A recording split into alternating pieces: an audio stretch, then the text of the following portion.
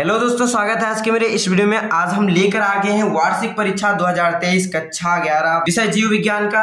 यहाँ पर ये इसके जो क्वेश्चंस हैं इनके साथ में मैं सॉल्यूशंस भी लेकर आया हूँ। ये आप देख लीजिए, क्वेश्चन पेपर है और इसके साथ में मैं सॉल्यूशन सब बताने वाला हूँ और अच्छे से एक्सप्लेन भी करने वाला हूँ। और ये संभव हो सका है मेरे मित्र शुभम की वजह से। वो बायोलॉजी स्टूडेंट है और मैं मैथ स्टूडेंट हूँ, लेकिन आपके लिए मैंने बायोलॉजी का क्वेश्चन पेपर विद सॉल्यूशन लेकर आया हूँ, वो भी शुभम की मदद से। इसलिए आप उन्हें जरूर कमेंट बॉक्स में थैंक्स शुभम भैया लिखिएगा, क्योंकि ये वीडियो जो आप देखने को पा रहे हैं वो उनकी वजह से पा रहे हैं। तो यहाँ पर अब हम शुरू करेंगे इसके क्वेश्चन सॉल्यूशन करना, और साथ में इसके क्वेश्चन पढ़ते हुए इनका सॉल्यूशन मैं बताता जाऊंगा किसका क्या है आंसर है। तो चलिए शुरू करते हैं। तो यहाँ अब हम स्टार्ट करेंगे पहले प्रश्न से, और यहाँ पर इस तरीके से आपके जो बहुविकल्पी हैं वो 9 प्रश्न दिए गए हैं, और ये 9 प्रश्न एक एक नंबर के हैं, 9 नंबर के, यानी कि आपको बहुविकल्पी प्रश्न दिए गए हैं। तो यहाँ पर हम शुरू करेंगे पहले प्रश्न से। वर्गीकी का जनक किसे कहते हैं? तो वर्गीकी का जो जनक है उन्हें हम कैरोलस लीनियस को वर्गीकी का जनक कहते हैं। फिर दंश कोशिकाएं पाई जाती हैं, दूसरा प्रश्न है आपका। तो दंश कोशिकाएं आपकी सिलेंट्रेटस में पाई जाती हैं, ये आपका दूसरा नंबर सही हो जाता है प्रश्न। फिर आपका ये जो प्याज, लहसुन तथा एलोवेरा पादप जगत के किस फैमिली, कुल यानी फैमिली से संबंधित है? तो आपके प्याज और लहसुन, एलोवेरा ये जो है लिलियेसी फैमिली से संबंधित है। फिर आपका ये जो कोशिका का विद्युत घर जो है, पावर हाउस है, किसे कहते हैं? तो यहाँ पर आपको माइटोकॉन्ड्रिया को कोशिका का विद्युत घर या फिर पावर हाउस कहते हैं। तो प्रकाश संश्लेषण के लिए आवश्यक शर्त है, तो प्रकाश संश्लेषण के लिए आपकी आवश्यक शर्त है प्रकाश तथा उचित तापमान, पर्ण हरित एवं जल, CO2, ये सभी। तो आपके ये जो प्रकाश संश्लेषण के लिए हैं तो ये सभी उपयोगी होते हैं प्रकाश संश्लेषण क्रिया होने के लिए। फिर आपका अगला क्वेश्चन है, कोशिकीय श्वसन में ग्लूकोज से पायरुविक अम्ल का बनना कहलाता है। तो आपका कोशिकीय श्वसन जो है उसमें ग्लूकोज से पायरुविक अम्ल बनना आपका ग्लाइकोलाइसिस कहलाता है। फिर आपका हीमोग्लोबिन द्वारा संवादित ऑक्सीजन का प्रकाश प्रतिशत होता है, आपका जो हीमोग्लोबिन द्वारा संवादित जो आपका ऑक्सीजन है उसका प्रतिशत 97% होता है।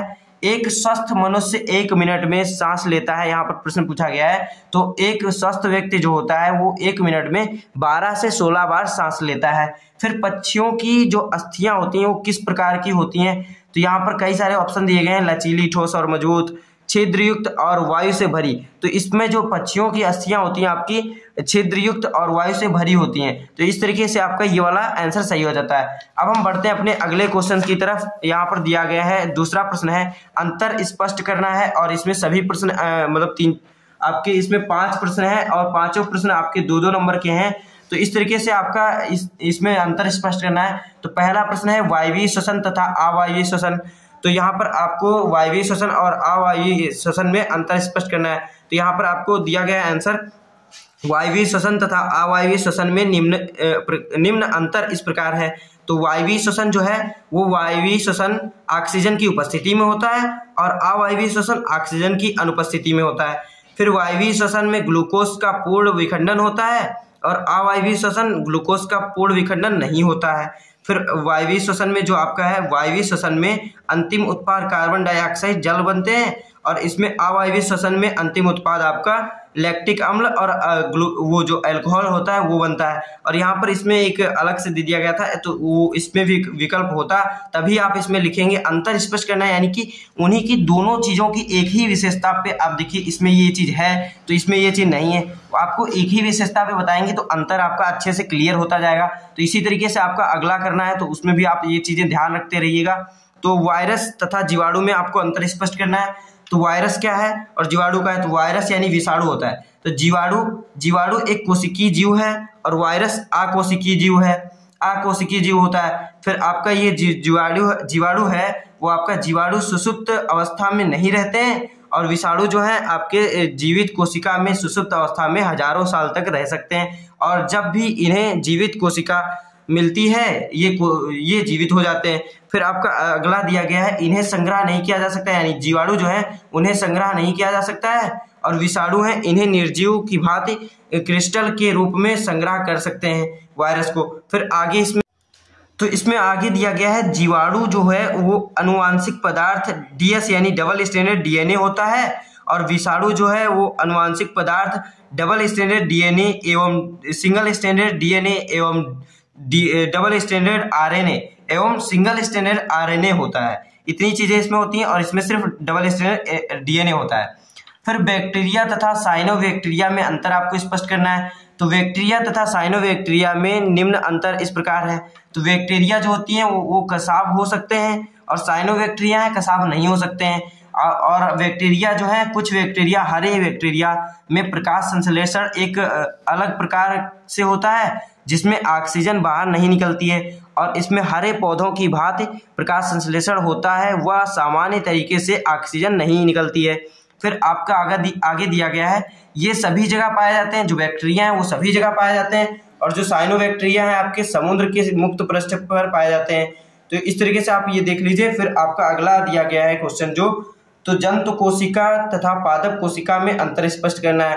तो जंतु कोशिका और पादप कोशिका में निम्न अंतर है, इस प्रकार आप लिख सकते हैं। फिर पादप कोशिका में कोशिका भित्ति पाई जाती है, और जंतु कोशिका में जंतु कोशिका जो है उसमें पादप कोशिका में कोशिका भित्ति नहीं पाई जाती है। और जो इसमें है आपका पादप कोशिका में सेंट्रोसोम नहीं पाया जाता है, और इसमें जंतु कोशिका में सेंट्रोसोम पाया जाता है।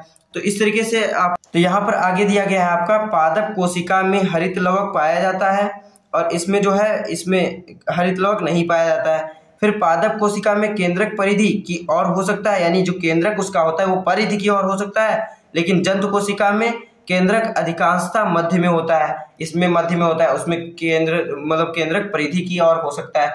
फिर आपका आगे दिया गया है आरएनए तथा डीएनए में अंतर स्पष्ट करना है, तो अंतर लिखना है। तो आपका जो ये इसी तरीके से है, आपका अंतर ही वाला ही है। तो यहाँ पर डीएनए में अंतर, ये डीएनए की डीऑक्सीराइबोज शर्करा होता है, और जो आरएनए है वो राइबोज शर्करा होता है। फिर आपका जो डीएनए है उसमें थाइमिन नाइट्रोजन बेस होता है, और आरएनए थाइमिन के स्थान पर यूरेसिल नाइट्रोजन बेस होता है। फिर अणु दो लंबे कुंडलित तथा एक दूसरे के पूरक सूत्र से बना होता है, और आपका अणु में केवल एक ही सूत्र होता है। फिर आपका यहाँ पर दिया गया है दूसरा प्रश्न, और इसमें प्रश्न जो दिए गए हैं वो 3-3 नंबर के सभी प्रश्न हैं। यहाँ पर पहला प्रश्न दूसरे का नंबर है, मानव रक्त में पाए जाने वाले श्वसन वर्णक पर टिप्पणी लिखिए। तो मानव रक्त में जो आपके श्वसन वर्णक हैं उन पर आपको टिप्पणी लिखना है। तो आपका जो मानव रक्त में श्वसन वर्णक होता है वो हीमोग्लोबिन होता है, और हीमोग्लोबिन पर आपको अब इसमें टिप्पणी लिखना है। तो हीमोग्लोबिन बैंगनी रंग यानी वॉयलेट का होता है, वॉयलेट कलर का होता है, और तथा इसका निर्माण लोहयुक्त वर्णक हिम तथा ग्लोबिन प्रोटीन से होता है, तथा ऑक्सी हीमोग्लोबिन चमकदार लाल रंग का होता है, और ऑक्सीजन की कितनी मात्रा का संयोजन हीमोग्लोबिन से होगा, यह ऑक्सीजन के आंशिक दाब एवं रक्त के पीएच पर आधारित करता है। और बाद में इसकी दिया गया हीमोग्लोबिन को श्वसन वर्णक कहा जाता है। तो यहाँ पर आगे दिया गया है अगला प्रश्न, हरित लवक क्यों महत्वपूर्ण है, टिप्पणी कीजिए। तो हरित लवक या क्लोरोप्लास्ट एक प्रकार का कोशिकांग है जो सुकेंद्रिक पादप कोशिकाओं में और शैवाली कोशिकाओं में पाया जाता है। हरित लवक प्रकाश संश्लेषण द्वारा प्रकाशीय ऊर्जा को रासायनिक ऊर्जा में परिवर्तित करते हैं। इसका रंग इनमें पर्णहरित क्लोरोफिल रसायन के रूप के होने के कारण है, जो प्रकाश संश्लेषण में अति आवश्यक है। माना जाता है कि नीली हरित शैवाल नाम के जीवाणुओं से हरित लवकों का विकास हुआ है। हरित लवक को कोशिका का रसोई घर भी कहा जाता है। तो इस वीडियो में बस मैं इतने ही क्वेश्चन का सॉल्यूशन लाया था, और मैंने देखा कि अब आपके जो बोर्ड आपके एनुअल एग्ज़ाम है, तो बहुत जगह के एनुअल एग्ज़ाम हो चुके हैं, और मैं थोड़ा लेट कर चुका हूँ ये वीडियो बनाने में। तो अगर यहाँ पर इस पर 100 से अधिक लाइक होते हैं, और मेरे मित्र जो शुभम है उनको अगर थैंक्स शुभम भैया आप लिखते हैं, तो उसके बाद आगे की भी क्वेश्चंस के सॉल्यूशंस पूरे में कराने वाला हूं। तो इस तरीके से आप देख लीजिए, ये क्वेश्चंस आगे के हैं, इनका सॉल्यूशंस अगर आपको चाहिए तो ये आपको काम करना पड़ेगा, और ये इस वीडियो को आपको अपने दोस्तों में शेयर भी करना पड़ेगा। तो मिलते हैं अपने अगले वीडियो में, तब तक के लिए धन्यवाद।